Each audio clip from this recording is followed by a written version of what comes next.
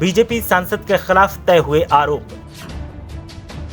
सांसद रीता बहुगुणा जोशी की बढ़ती दिख रही परेशानी। सांसद के खिलाफ आरोप तय होते ही बीजेपी परेशान। विपक्ष बोला कानून से कोई बच नहीं सकता। रीता बहुगुणा जोशी की 2015 के मामले में बढ़ी दिक्कत। देखिए क्या है बीजेपी सांसद रीता बहुगुणा का आरोप। उत्तर प्रदेश की संगम नगरी प्रयागराज से बीजेपी सांसद रीता बहुगुणा जोशी को एक बड़ा झटका लगा है और बीजेपी सांसद के ऊपर एक मामले को लेकर आरोप तय हुए हैं, जिसके बाद बीजेपी खेमे में खलबली देखने को मिल रही है।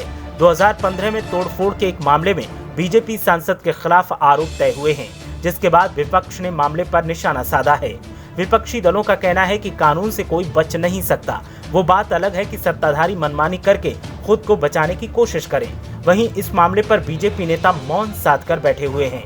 दरअसल साल 2015 में धरना प्रदर्शन के दौरान तोड़फोड़ और पुलिस पर हमला करने के एक मामले में एमपी एमएलए की विशेष अदालत ने प्रयागराज से सांसद रीता बहुगुणा जोशी समेत 9 लोगों पर आरोप तय किए हैं। इनके अलावा राज बब्बर, प्रहलाद प्रसाद द्विवेदी, बोधलाल शुक्ल, राजेश त्रिपाठी, ओंकार नाथ सिंह, मनोज तिवारी, रमेश मिश्रा और शैलेंद्र तिवारी के खिलाफ आरोप तय किया गया है।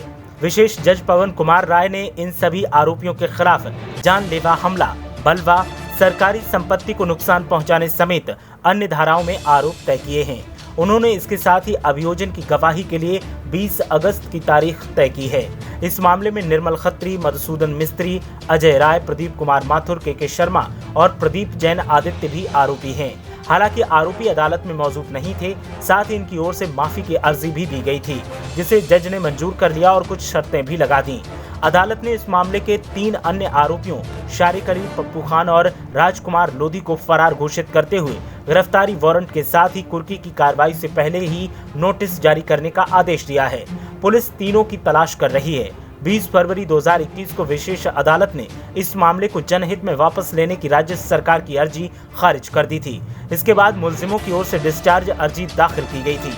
अदालत ने इसे भी खारिज कर दिया था। 25 दिसंबर 2015 को विवेचना के बाद इस मामले में रीता बहुगुणा जोशी और राज बब्बर समेत सभी आरोपियों के खिलाफ आरोप पत्र दाखिल किया गया था।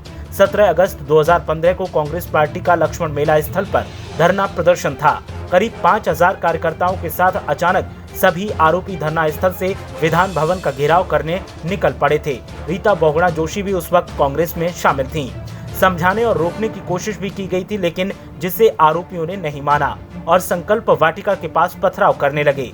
इससे भगदड़ मच गई थी। इस हमले में तत्कालीन एडीएम पूर्वी निधि श्रीवास्तव, एसपी पूर्वी Rajiv Malhotra, CO traffic Avnish Mishra, SHO Alambagh Vikas Pandey और एसओ हुसैनगंज शिव शंकर सिंह समेत पुलिस के कई अधिकारी और पीएसी के जवान गंभीर रूप से घायल हो गए थे।